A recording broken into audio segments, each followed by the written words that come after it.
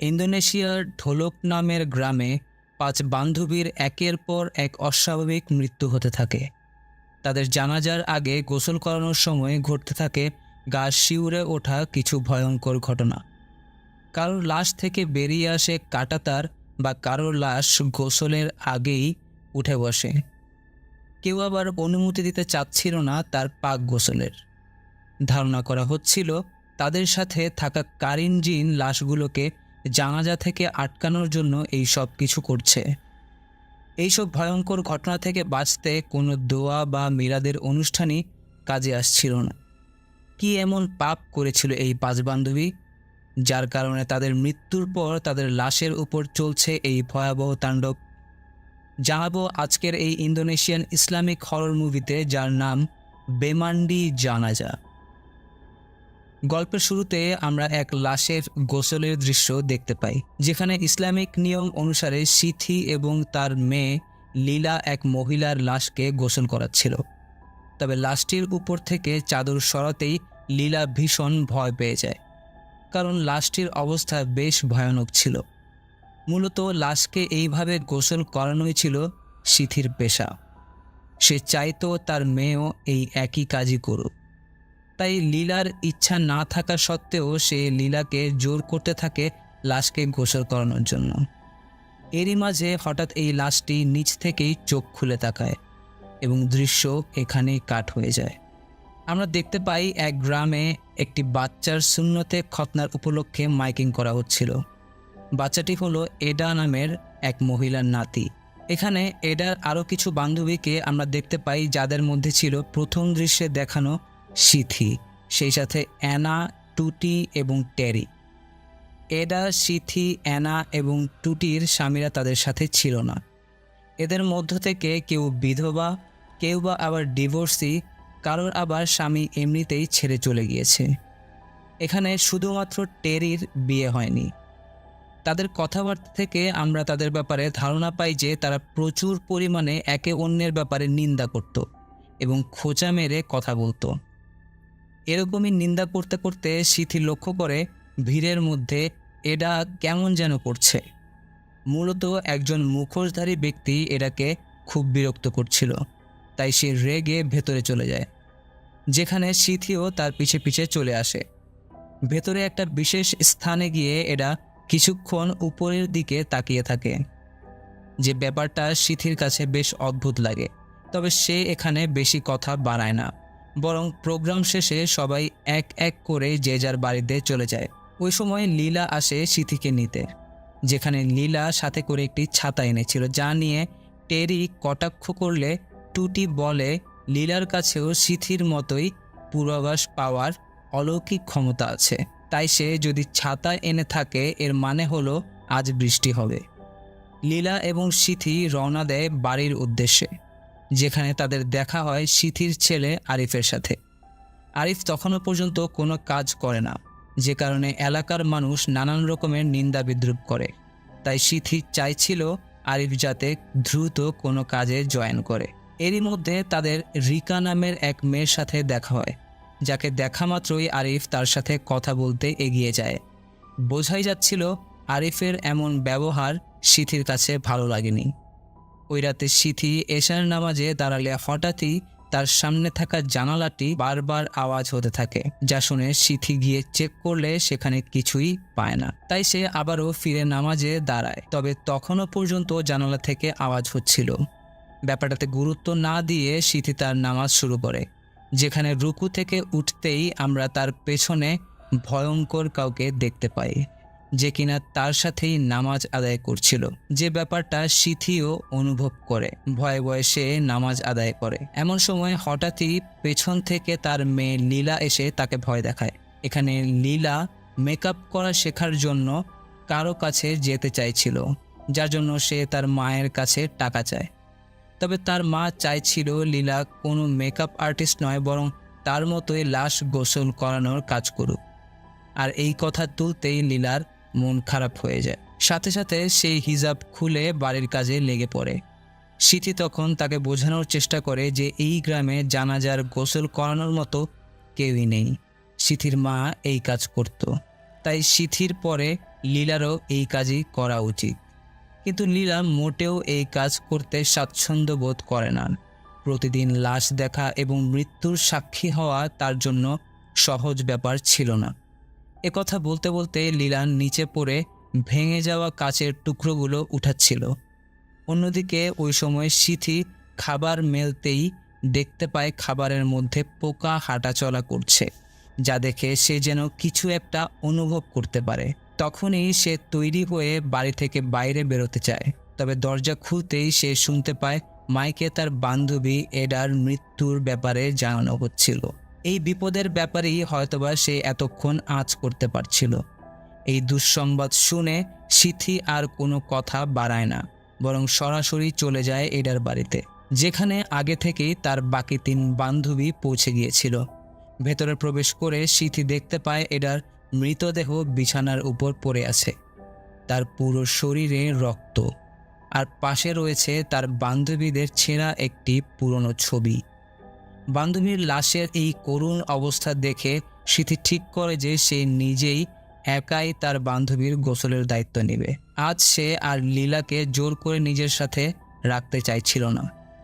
অন্যদিকে ওই সময় আমরা বাড়িতে লীলাকে দেখতে পাই, যে কিনা একা একা আরিফের জন্য অপেক্ষা করছিল। হঠাৎই ছাদ থেকে আওয়াজ আসতে শুরু করে, যা লীলা দেখার চেষ্টা করছিল। তখনই ছাদের একটি অংশ ভেঙে নিচে পড়ে যায়, যার ফলে বৃষ্টির পানি ভেতরে আসতে শুরু করে। এরই মধ্যে বাড়িতে চলে আসে আরিফ। লীলা ভেতরের পানি আটকানোর চেষ্টা করছিল, ওদিকে আরিফ ছাদে চলে যায় ছাদ ঠিক করতে। এমন সময় সিথিও বাড়িতে ফিরে আসে, তবে সে বেশ অসুস্থ হয়ে পড়েছিল। ঘরের সামনে আসতেই সে মাটিতে পড়ে যায়। মায়ের এই অবস্থা দেখে ছেলেমেয়ে দুজনেই ছুটে আসে এবং তাকে ভেতরে নিয়ে শুয়ে দেয়। লীলা বুঝতে পারছিল বান্ধবীর মৃত্যুতে তার মা অনেক ভেঙে পড়েছে, সেই সাথে সে একাই তার বান্ধবী এডার জানাজার গোসল করিয়েছে।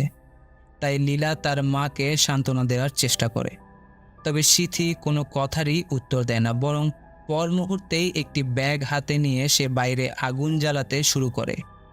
লীলা তাকে এই কাজে সাহায্য করতে গেলে দেখতে পায় সিথি রক্তমাখা কিছু কাপড় পোড়াচ্ছে। এগুলো এডারই ছিল, যা দেখে ভয় পেয়ে লীলা জিজ্ঞাসা করে এডার মৃত্যু কিভাবে হয়েছে। এর কোনো উত্তর না দিয়ে সিথি বরং তাকে চুপ করিয়ে দেয় এবং বলে মৃত্যুর ব্যাপারে বেশি কৌতূহল থাকা ভালো না, এতে করে শয়তান জিনেরা পিছে লেগে যায়। এদিকে সিথি যখন ঘরে আসছিল তখন হঠাৎই সে অস্বাভাবিক কিছু অনুভব করে এবং পেছনের আয়নার সামনে গিয়ে দাঁড়াতেই সে নিজেরই একটি ভয়ঙ্কর অবয়ব আয়নাতে দেখতে পায়।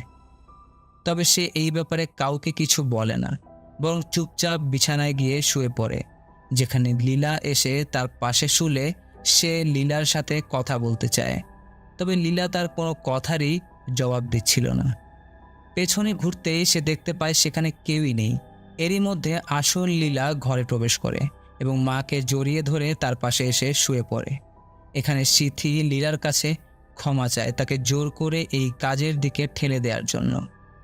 লীলাও এখানে ক্ষমা চায় তার মায়ের সাথে তখন অমন ব্যবহার করার জন্য। এরপর মাকে জড়িয়ে ধরে সে ঘুমিয়ে যায়। কিছুক্ষণ পর এক ভয়ানক হাতের ছায়া সিথির উপর পড়তে দেখা যায়, যাকে দেখে সিথি অনেক ভয় পেয়ে যায়। তবে সে কিছু বুঝে ওঠার আগেই ছটফট করতে আরম্ভ করে। দৃশ্য পরিবর্তিত হয় এবং আমরা ওই দিনই ভোরের দৃশ্য দেখতে পাই, যেখানে ফজরের আজানের সাথে লীলার ঘুম ভাঙে এবং ঘুম ভেঙে পেছনে ঘুরে মাকে ডাকতেই সে মায়ের এক ভয়ানক মৃত লাশ দেখতে পায়, যা দেখে সে নিজেকে আর ধরে রাখতে পারে না এবং অঝোর কান্নায় ভেঙে পড়ে। তার চিৎকার শুনে আরিফ ওই ঘরে ছুটে আসে এবং মায়ের মৃত্যুর ব্যাপারে জানতে পারে। সকাল হতে না হতেই এই মৃত্যুর ব্যাপারে মাইকে ঘোষণা করা হয়। একই রাতে 2 বান্ধবীর এমন অস্বাভাবিক মৃত্যু নিয়ে সকলের মনে বেশ কৌতূহল ছিল। পুলিশের মনেও এ ব্যাপারটা নিয়ে সন্দেহ জেগেছিল, তবে এই মুহূর্তে তারা কোনো রকম ইনভেস্টিগেশন করতে পারে না। এখানে রিকা আসে আরিফকে সান্ত্বনা দিতে। আরিফ নিজেকে কিছুটা সামলে নিলেও লীলার অবস্থা খুবই করুণ ছিল। এর উপর আবার নিজের মাকে তার একারই গোসল করাতে হবে, যার জন্য সে একদমই মানসিকভাবে প্রস্তুত ছিল না। তবে যেহেতু লাশ এইভাবে বেশিক্ষণ ফেলে রাখা যায় না, তাই সে আর দেরি না করে তার মাকে নিয়ে যায় গোসল করাতে। নিজের হাতে নিজের মায়ের জানাজার গোসল করানো লীলার জন্য খুবই কষ্টের ছিল। এখন মহান আল্লাহ তাআলার নাম নিয়ে সে যখনই এই কাজ শুরু করে, তার মায়ের লাশের চোখ আপনা আপনি খুলে যায়। তখন সে নিজের মায়ের শেখানো পদ্ধতি অনুযায়ী মৃত লাশের কাছ থেকে তাকে গোসল করানোর অনুমতি নেয় এবং আবারও কাজ শুরু করে। তবে সে এতটাই ভেঙে পড়েছিল যে সে কিছুতেই নিজের কান্না থামিয়ে মাকে গোসল করাতে পারছিল না। এমন সময় কেউ একজন তার হাত স্পর্শ করে। আমরা দেখতে পাই লীলার মা সিথি তাকে সাহায্য করছে জানাজার গোসল করাতে। মায়ের সাথে মিলে সে নিজের মায়েরই জানাজার গোসল করায়। গোসল শেষে সে যখন তার মাকে শেষবারের মতো দেখছিল, এমন সময় হঠাৎই তার মায়ের মুখ আপনা আপনি খুলে যায়, যার ভেতর থেকে সে টেনে বের করে নিয়ে আসে একটা কাঁটাতারের অংশ, যা দেখে সে ভীষণ ভয় পেয়ে যায় এবং বুঝতে পারে না এখন তার কি করা উচিত। আপাতত সিথিকে কবর দেয়া হয়, যেখানে তার 2 ছেলে মেয়ে শেষ পর্যন্ত কবরের কাছেই বসেছিল। এরপর বাড়িতে ফিরে লীলা তখনও পর্যন্ত সিথির রক্তমাখা ওই বিছানার চাদরের উপর শুয়ে কান্না করছিল। এমন সময় তার মায়ের আরেক বান্ধবী অ্যানা এসে তাকে ডাক দেয়। অ্যানা সহ বাকি সকলেই চাইছিল সিথি এবং এডার দোয়া অনুষ্ঠান একই সাথে করার জন্য, কেননা বেশ কিছু বছর হয়েছে এডার মেয়ের কোনো খবর নেই। তাই এই মুহূর্তে এডার জন্য দোয়া করার মতো তার ছোট্ট নাতি ছাড়া আর কেউই নেই। এই ব্যাপারে কথা বলতে বলতে সেখানে টুটি এবং টেরিও চলে আসে, যারা কিনা বিছানা ভর্তি রক্ত দেখে লীলাকে তার মায়ের মৃত্যুর ব্যাপারে নানান রকমের প্রশ্ন করতে থাকে। লীলা কোনো কথার উত্তর না দিয়ে বরং দরজা বন্ধ করে দেয়। তবে সে তার মায়ের কথা মতো এই রক্তমাখা কাপড়গুলো পরায় না, বরং সেগুলো ধুতে শুরু করে। আরিফ তখন বাড়ির ছাদ ঠিক করার কাজে ব্যস্ত ছিল। এই সময় আরিফকে এমন অন্য কাজে মনোযোগ দিতে দেখে লীলার একদমই ভালো লাগে না। তার মনে হচ্ছিল মায়ের মৃত্যুতে আরিফ যেন কোনো রকম কষ্টই পায়নি। তবে আরিফ তার কোনো কথারই উত্তর না দিয়ে নিজের কাজ করতে বেরিয়ে যায়।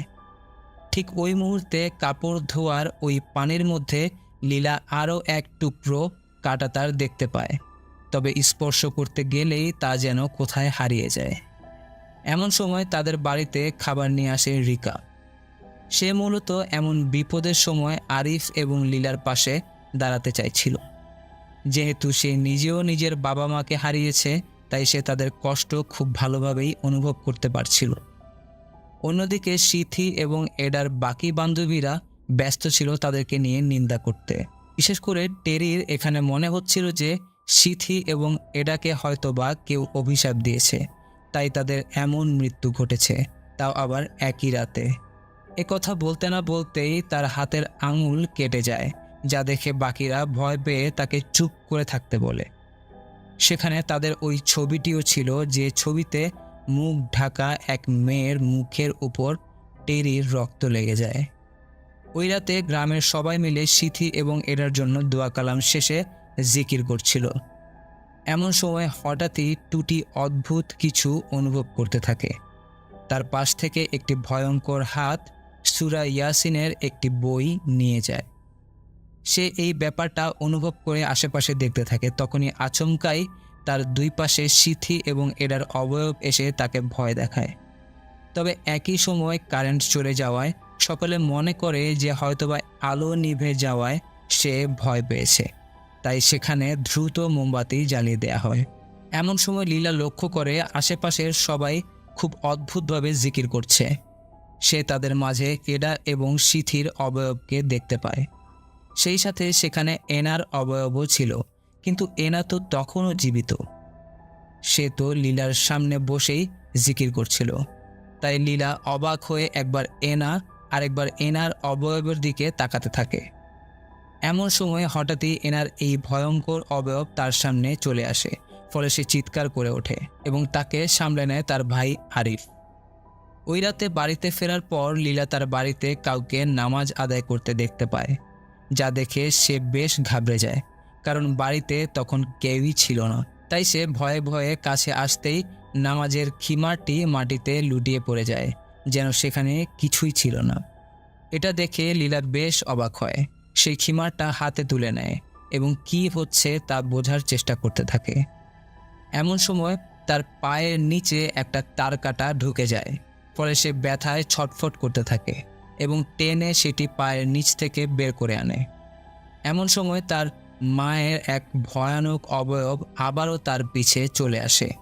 এখান থেকে দৃশ্য পরিবর্তিত হয় এবং আমরা এনার বাড়ির দৃশ্য দেখতে পাই, যেখানে এনা নিজেও এই সকল ঘটনার জন্য অনেক বেশি চিন্তিত ছিল।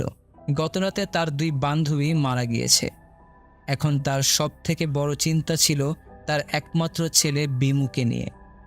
বিমু এখনো পর্যন্ত নিজের পায়ে দাঁড়ায়নি, তার তো বাবাও নেই। বিমু তাকে বলে যে সে বড় হয়ে গিয়েছে, সে দ্রুতই তার নিজের প্রথম ইনকাম দিয়ে তার মাকে ট্রিট দিবে।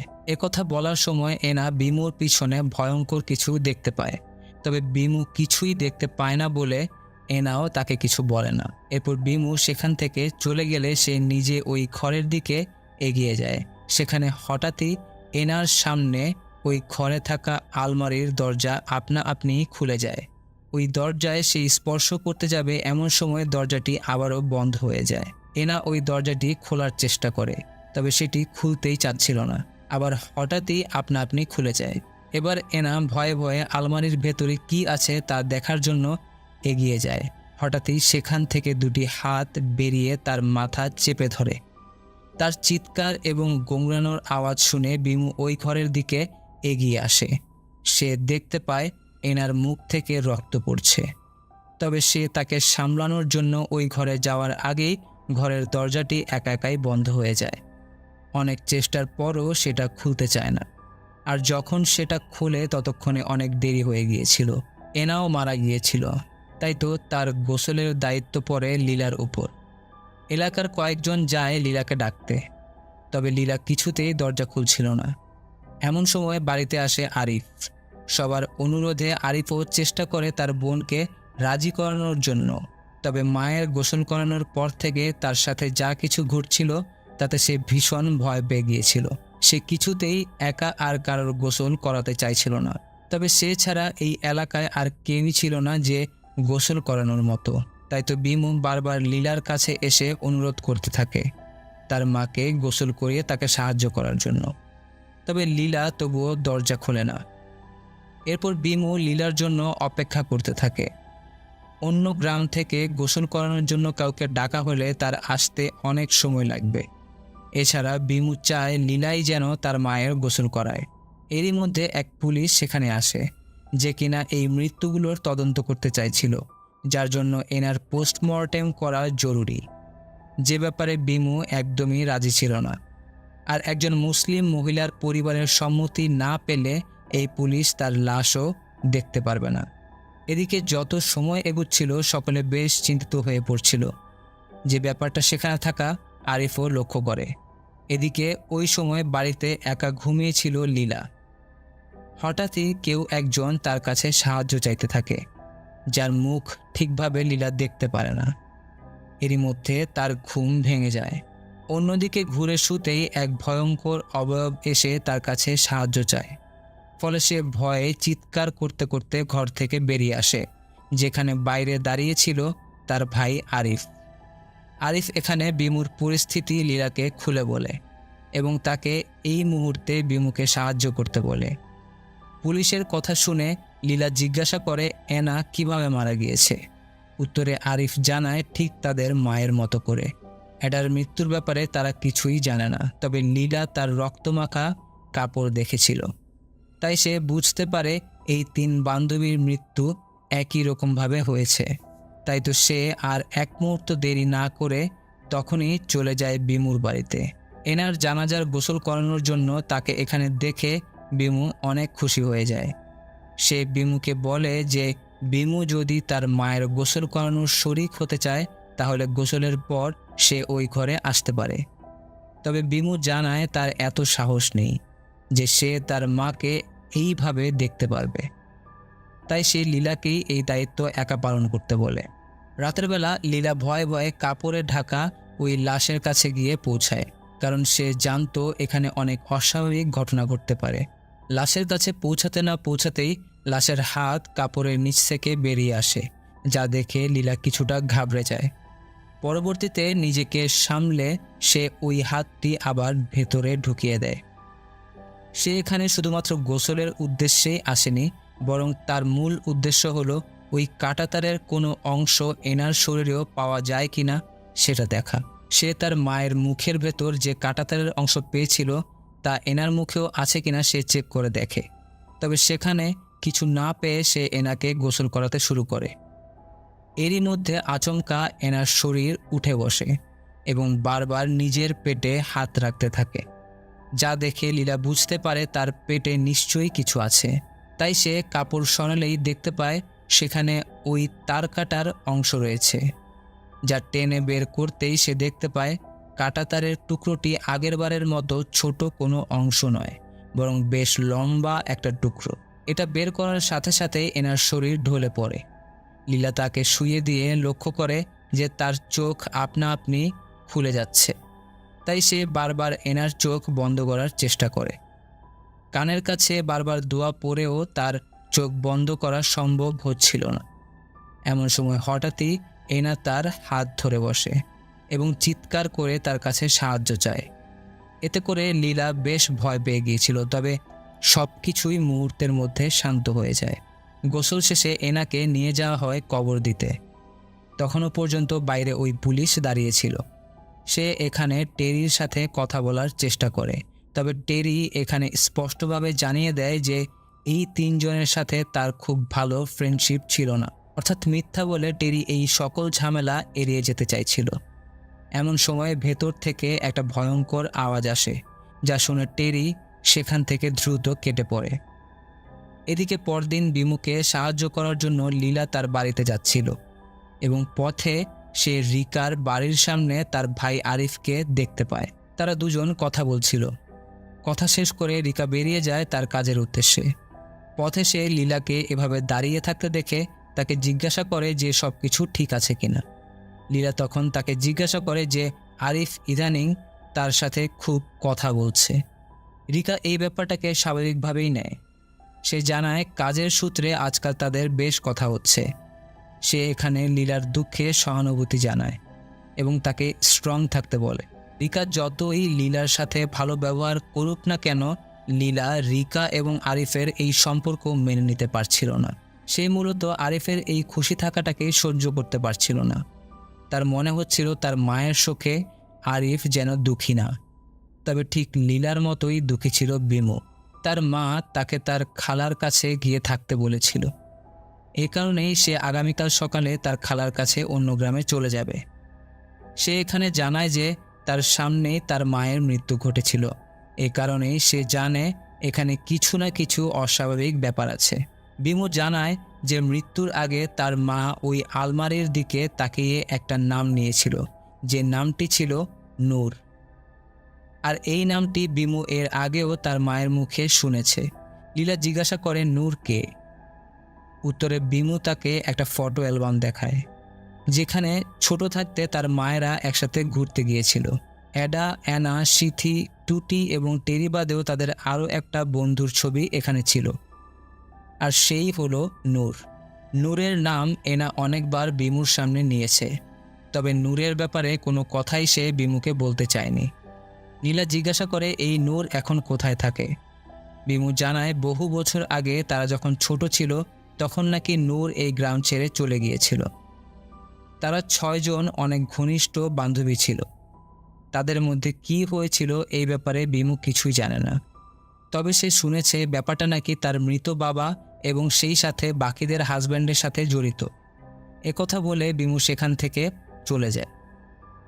তখন লীলা বিমুর অগোচরে ওই গ্রুপ ফটোটি নিজের কাছে নিয়ে নেয়। বাইরে এসে সে বিমুদের ছাদ চেক করতে থাকে, যেখানে সে বিমুদের ছাদের চালে একটা বড় অংশ ফাঁকা দেখতে পায়।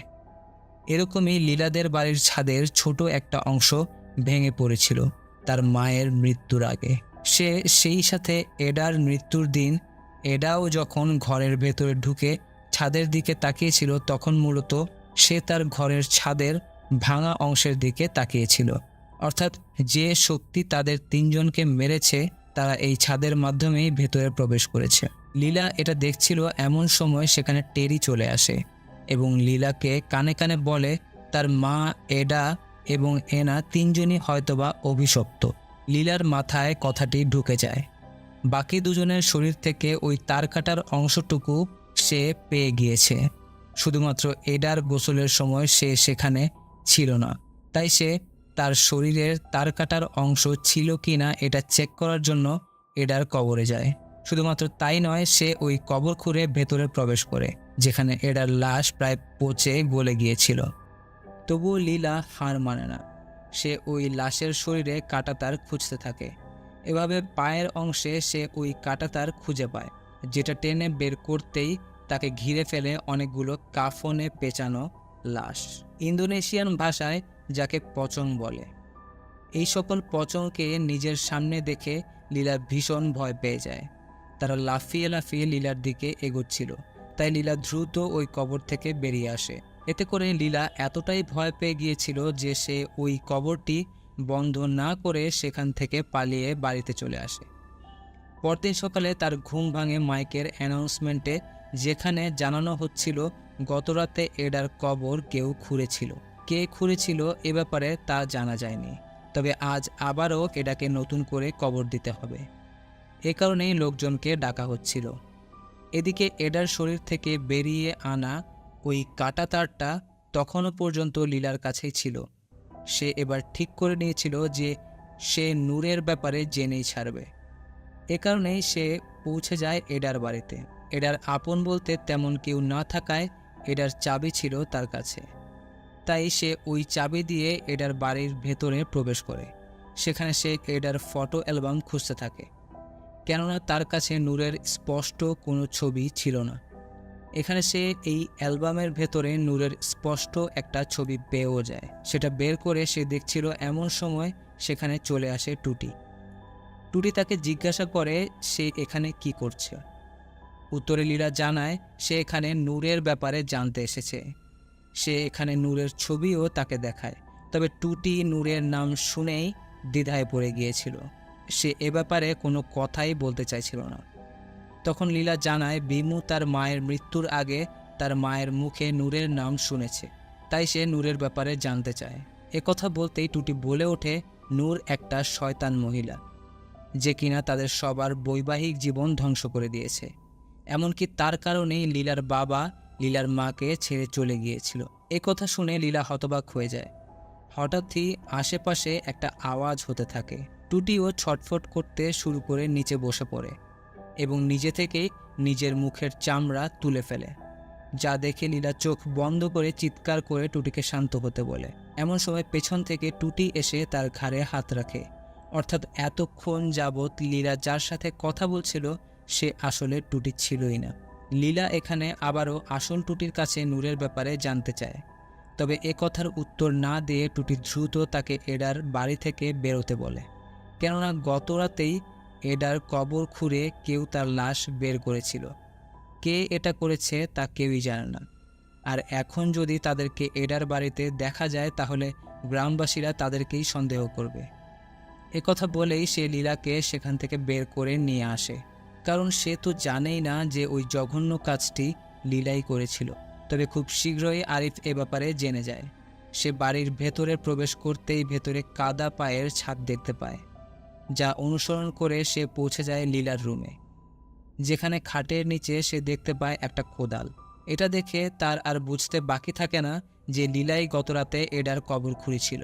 তখনই লীলা সেখানে চলে আসলে সে সরাসরি লীলার কাছে এই ব্যাপারে জানতে চায়।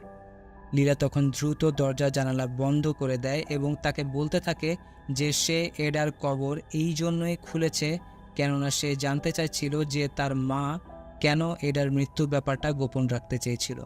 আরিফ তাকে মনে করিয়ে দেয় যে তাদের মা তাদেরকে শিখিয়েছিল মৃত ব্যক্তির গোপনীয়তা বজায় রাখতে হয়, সেই ব্যাপারে বেশি কৌতূহল দেখাতে নেই।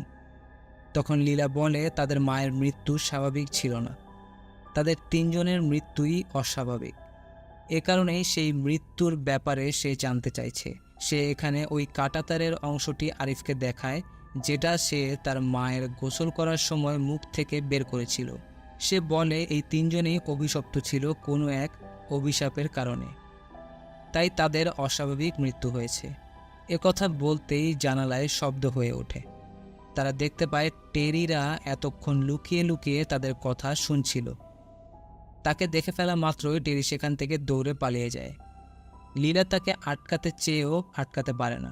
টেরি যে পরিমাণে নিন্দা করত তাতে তার এই কথা ছড়াতে পুরো গ্রামে বেশিক্ষণ সময়ই লাগে না।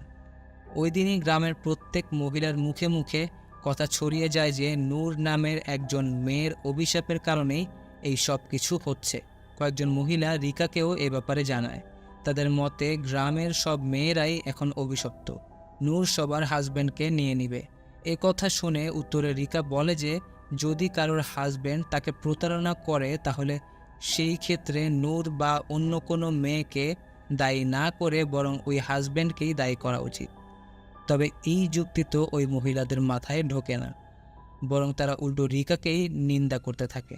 অন্যদিকে ওই রাতেই লীলা পৌঁছে যায় টেরির কাছে, কেননা তার জন্যই এখন গ্রামের সবার মধ্যে এই কথা ছড়িয়ে গিয়েছিল।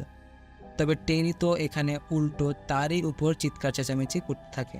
ওই সময় টেরির দোকানে ওই পুলিশ অফিসার ছিল যে কিনা টেরি এবং লীলার চিৎকার চেঁচামেচি থামায় এবং তাদেরকে বকাঝকা করতে থাকে এই সব কিছুর মধ্যে নূরের নাম আনার জন্য। কেননা বেশ কিছু বছর আগেই নূর মারা গিয়েছে। সে একজন বিধবা মহিলা ছিল যে কিনা তার একমাত্র মেয়ের সাথে এই গ্রামে থাকত। কোনো এক কারণে হয়তোবা মনের দুঃখে সে নিজেকেই নিজে শেষ করে দিয়েছিল। এরপর তার মেয়েও এই গ্রাম ছেড়ে চলে যায়। এখন হয়তোবা তার মেয়ে লীলাদের বয়সেরই হবে। যেহেতু নূর মারা গিয়েছে তাই লীলা যেন তার নাম না আনে। তখন লীলা জিজ্ঞাসা করে যে নূর তো মারা গিয়েছে, তবে তার মেয়ে এখন কোথায় হতে পারে? সব কিছুর পেছনে তার মেয়ে আছে এ কথা শোনা মাত্রই পুলিশ অফিসার তাকে একপাশে ডেকে নেয় এবং তাকে সতর্ক করে বলে যে সে যেন আগ বাড়িয়ে আর কোনো ইনভেস্টিগেশন না করে। যদি কোনো রকম তথ্য প্রমাণ পায় তা যেন সে পুলিশের হাতে তুলে দেয়। আর এ ব্যাপারটা নিয়ে গ্রামবাসীর মধ্যেও বিভিন্ন ধরনের কথাবার্তা না ছড়ায়। মূলত তাকে বেশি বাড়াবাড়ি করতেই নিষেধ করেছিল। একথা বলে পুলিশ অফিসার সেখান থেকে চলে গেলে লীলা টেরির সাথে কথা বলার জন্য আবারও তার ঘরে প্রবেশ করে, যেখানে টেরি সোফার উপর অদ্ভুতভাবে বসেছিল। হঠাৎই সে গুঁড়িয়ে চিৎকার করে ওঠে, সাথে সাথে ঘরের দরজা বন্ধ হয়ে যায়। তার শরীরকে কেউ একটা বশে নিয়ে নেয় এবং লীলার কাছে সাহায্য চাইতে থাকে। সে বলে ওই মহিলাগুলো তাকে দায়ী করছে তাদের সংসার ধ্বংস করার জন্য, কিন্তু সে এইসব কিছুই করেনি। লীলা বুঝতে পারে এটা হয়তোবা নূরের আত্মা, তাই সে নূরের আত্মাকে আসল ঘটনা খুলে বলতে বলে। এমন সময় টেরি আবারও ছটফট করতে থাকে। তার মধ্য থেকে নূরের আত্মা বেরিয়ে অন্য কারোর আত্মা প্রবেশ করেছে, যে কিনা নূরকে গালাগাল করতে থাকে নিজের সংসার, নিজের ফ্যামিলি ভাঙার জন্য। সে নূরকে গালাগাল করতে করতে লীলার উপরই আক্রমণ করে। লীলা তাকে ঠেলে ফেলে দিলে টেরির মধ্যে আবারও নূরের আত্মা চলে আসে, যে কিনা লীলাকে বলতে থাকে তাকে সাহায্য করার জন্য, তাকে বিশ্বাস করার জন্য। তবে প্রতি উত্তরে লীলা বলে সে নূরকে বিশ্বাস করে না। নূর সবার জীবন ধ্বংস করেছে, তাই তার সাথে যা কিছু হয়েছে ঠিকই হয়েছে। একথা বলতেই টেরি মাটিতে লুটিয়ে পড়ে। হয়তোবা তার ভেতর থেকে সকলের আত্মা বেরিয়ে গিয়েছিল। টেরি নিজেও বুঝতে পারছিল না তার সাথে কি হয়েছে। এখন বাড়িতে বসে লীলা এইসব নিয়েই ভাবছিল। সে এখানে ওই ছেঁড়া ছবিটা আর সেই সাথে নূরের ছবিগুলা মিলাচ্ছিল। এমন সময় ওই ঘরে প্রবেশ করে আরিফ। আরিফ এই সব কিছু দেখে লীলার জন্য বেশ চিন্তিত হয়ে পড়ে। সে লীলাকে জিজ্ঞাসা করে সে এই সব কিছু কেন করছে। লীলা তখন তাকে ওই কাটা তার, সেই সাথে তাদের মায়ের রক্তাক্ত কাপড়গুলো দেখায়, যেগুলো সে না পুড়িয়ে বরং উঠিয়ে রেখেছিল। এটা দেখে আরিফ আরও বেশি বিরক্ত হয়। সে লীলাকে বোঝানোর চেষ্টা করে যে এই সব নিয়ে বেশি ঘাটাঘাটি করা উচিত না। তখন লীলা বলে সে তার মায়ের মৃত্যুর ব্যাপারে জানতে চায়, কেননা সিথির মৃত্যু হয়েছিল নূরের কারণে। আরিফ বলে সে যদি এ ব্যাপারে ভুল হয় তাহলে পুরো গ্রামে এ ব্যাপারে মিথ্যা গুজব ছড়াবে। এতে করে কারোর কোনো ক্ষতি হলে তার দায়ভার কিন্তু লীলার উপরই পড়বে। তবে লীলা এইসব নিয়ে ভয় পাচ্ছিল না। মূলত সে কিছুতেই তার মায়ের এমন মৃত্যু মেনে নিতে পারছিল না। এখানে আরিফ তাকে সামলানোর চেষ্টা করে এবং তাদের মায়ের বলা প্রত্যেকটি কথা তাকে মনে করিয়ে দেয় যে কোনো মৃত ব্যক্তি যদি কোনো কিছু নিজের আপনজনদের কাছ থেকে লুকাতে চায়, তাহলে আপনজনের উচিত তার মৃত্যুর পর এই ব্যাপারে বেশি ঘাটাঘাটি না করা। এই মুহূর্তে এসে দুই ভাই বোনই ভীষণ ভেঙে পড়ে এবং একে অন্যকে জড়িয়ে ধরে কাঁদতে থাকে। ওই দিন গভীর রাতে কোনো এক শক্তিকে আমরা তাদের বাড়ির উপরে আসতে দেখতে পাই। ওই সময় লীলা ঘুমিয়েছিল। হঠাৎ করেই তার কিছু একটা হয়ে যায়। ওই শক্তি তাকে হাওয়ায় তুলে বিছানার উপর ফেলে দেয় এবং কিছু সময়ের মধ্যে তার মৃত্যু ঠিক তার মায়ের মতোই হয়। তার এমন মৃত্যুতে তার ভাই আরিফ ভীষণভাবে ভেঙে পড়ে। লীলার লাশকে কাফনে পেঁচানো হয় আর এরপর লাশের খাটে করে তাকে নিয়ে রওনা দেওয়া হয় কবরের উদ্দেশ্যে। খাটের ভেতরে থাকাকালীন হঠাৎই তার জ্ঞান ফিরে আসে এবং সে ছটফট করতে থাকে। এরই মধ্যে তার ঘুম ভেঙে যায়। আমরা দেখতে পাই এই মৃত্যুর পুরোটাই ছিল লীলার দুঃস্বপ্ন। এই দুঃস্বপ্ন দেখে সে এক মুহূর্ত আর দেরি না করে সরাসরি চলে যায় নূরের বাড়িতে, যেখানে প্রবেশ করে সে নূরের ব্যাপারে জানার চেষ্টা করছিল। পুরো ঘরে কিছু না পেয়ে সে ড্রয়িং রুমে চলে আসে, যেখানে সে একটা টাইলসের নিচে কিছু ছবি আর একটা কাগজ পায়।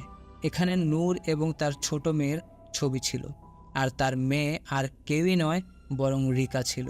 শুধুমাত্র তাই নয়, এই ছবিগুলোর সাথে কিছু কাঁটাতার এবং একটি কাগজও ছিল, যা দেখে লীলা বুঝতে পারে এই সব কিছুর পেছনে রয়েছে রিকা।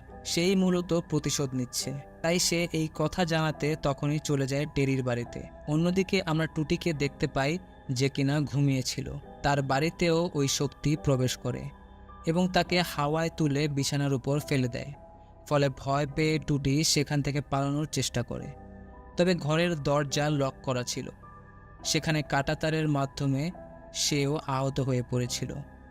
এরই মধ্যে সে বাথরুমে আটকে যায়, যেখানে তার উপর রক্তের বৃষ্টি পড়তে থাকে। পা পিছলে পড়ে যাওয়ার ফলে সেখানে থাকা একটা কাঁটা তার চোখের মধ্যে ঢুকে যায়। অন্যদিকে ওই সময় লীলা গিয়ে পৌঁছায় টেডির বাড়িতে। সেখানে কাউকে সে নামাজ আদায় করতে দেখে তার কাছে এগিয়ে যায়। এখানে বারবার ওই শক্তি একবার এডার রূপ নেয়, একবার সিথির রূপ নেয়, আবার একবার অ্যানার রূপ নেয় এবং সেই সকল বাজে কথাগুলো বলতে থাকে, যেগুলো সিথি, এডা এবং অ্যানা নূরের ব্যাপারে বলেছিল। ফলে বোঝা যায় তারাই দায়ী ছিল নূরের মৃত্যুর জন্য। এরই মধ্যে ওই শক্তি হঠাৎই রক্তাক্ত টুটির রূপ নেয়, যা দেখে লীলা বুঝতে পারে টুটিও মারা গিয়েছে। এখানে ওই শক্তি লীলাকে সাবধান করে বলে, এই পাপ তাদের, তুমি নিজেকে এর সাথে জড়িও না। কিছুক্ষণ পর আবারও মাইকের ধ্বনি শোনা যায়, যা শুনে লীলা টুটির বাড়িতে যায়, যেখানে টুটিকে গোসলের জন্য প্রস্তুত করা হয়েছিল। লীলা তাকে গোসল করানোর আগে তার চোখ থেকে ওই কাঁটাতারটি বের করার চেষ্টা করে। এমন সময় তার লাশ জেগে ওঠে। তার দুই হাতের মধ্য দিয়ে কাঁটাতার বেয়ে তার মুখ দিয়ে বেরিয়ে আসে, যা টেনে বের করতেই সেখানে উপস্থিত হয় তার বাকি তিন বান্ধবীর ভয়ানক রূপ। এই চারজন মিলে লীলাকে ভীষণভাবে ভয় দেখাতে থাকে। তাদের এই রূপ দেখে লীলা ভীষণ ভয় পেয়ে যায়। পর মুহূর্তেই আমরা দেখতে পাই সে ওই কাঁটাতার দিয়ে নিজেকেই নিজে আঘাত করছিল। এদিকে পুলিশও তদন্তের জন্য সেখানে চলে এসেছিল। তবে এতবার ডাকার পরও লীলা দরজা না খোলায় তারা দরজা কোনো মতে খুলে ভেতরে প্রবেশ করে এবং দেখতে পায় লীলা মাটিতে শুয়েই ছটফট করছে।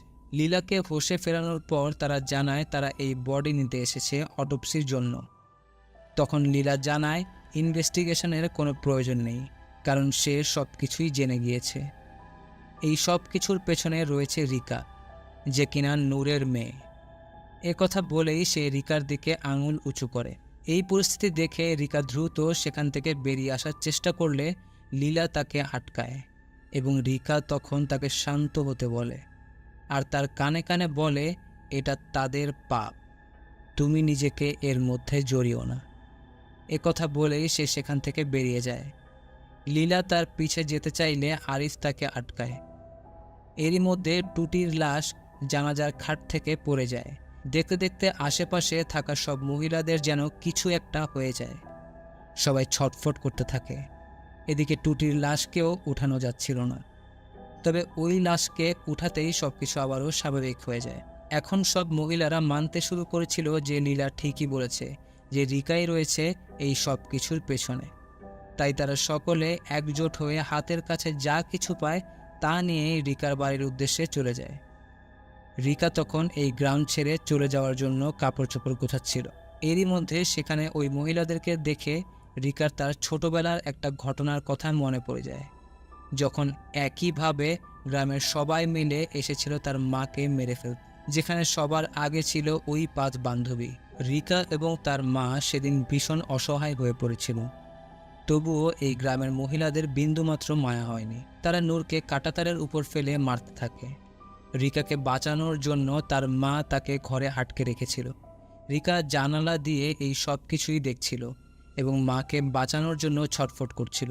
বর্তমানে একই অবস্থা হচ্ছে রিকার সাথে। বাকি মহিলারা ভেতরে ঢুকে রিকাকে চুল ধরে টেনে বাইরে নিয়ে আসে এবং অমানবিকভাবে মারতে থাকে, যেভাবে বহু বছর আগে তার মাকে মারা হয়েছিল।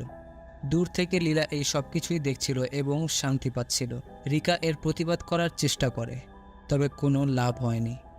গণধোলাই দিতে দিতে তাকে একদমই মৃত্যুর কাছে পৌঁছে দিয়েছিল। সেখানে সে নিজের সামনে 7 বছর আগের তার মায়ের অবস্থা দেখতে পায়। এই মুহূর্তে এসে লীলার মধ্যে অনুতাপ কাজ করে। তার মা তার পাশে আসে এবং তাকে বলে এই সব কিছু বন্ধ করতে। ফলে লীলা চিৎকার করতে করতে তাদেরকে আটকাতে যায়, যেখানে ওই মহিলারা এতটাই পাগল হয়ে গিয়েছিল যে তারা দেখছিল না তাদের সামনে কে আছে। তারা লীলাকেও গণধোলাই দিতে থাকে। এরই মধ্যে সেখানে আরিফ চলে আসে এবং লীলাকে বাঁচানোর চেষ্টা করে, তবে এতেও মহিলারা থামে না, বরং এভাবেই লাঠি চালাতে চালাতে একটা সজোরে আঘাত লাগে আরিফের মাথায়, যার ফলে আরিফের মাথা ফেটে যায় এবং সে সেখানে মাটিতে লুটিয়ে পড়ে। এই পুরো মারামারির সময়টুকু টেরি সেখানেই ছিল এবং দাঁড়িয়ে এই সব কিছু অবাক চোখে দেখছিল। সে যেন 7 বছর আগের ঘটনা আবারও দেখছে। এখানে আরিফ মারা গিয়েছিল, যেটা বুঝতে পারার পর সাথে সাথে লীলা কান্নায় ভেঙে পড়ে। এরই মধ্যে সকলে থেমে যায় এবং সেখানে বৃষ্টি শুরু হয়। তখন যে যার মতো নিজ নিজ বাড়িতে চলে যায়। লীলা সেখানেই মাটিতে লুটিয়ে 2টি লাশের সাথে কাঁদতে থাকে। একটা ছিল আরিফের এবং অন্যটা ছিল রিকার। হতে পারে এই সব কিছু রিকাই করেছিল তার মায়ের প্রতিশোধ নেওয়ার জন্য, কিন্তু লীলা যা করেছে তাও ঠিক নয়। কোনো কিছুর ব্যাপারে নিশ্চিত না হয়ে সে গুজব ছড়িয়েছে, যার ফলে মৃত্যুবরণ করেছে রিকা। আর এই পাপের শাস্তিস্বরূপ লীলাও তার একমাত্র ভাইকে হারিয়েছে। মুভির শেষ দৃশ্যে এর কিছুদিন পরে আমরা রিকাকে দেখতে পাই, যে কিনা মুন্নি নামের এক মহিলার লাশের গোসল করাচ্ছিল। হঠাৎই ওই লাশের থুতনি থেকে বেরিয়ে আসে একটা সুই, আর এরই সাথে এই গল্পটি এখানেই শেষ হয়ে যায়। হতে পারে এই অভিশাপ এখনও কাটেনি। এই গ্রামের মহিলাদের এখনও শাস্তি পাওয়া বাকি আছে।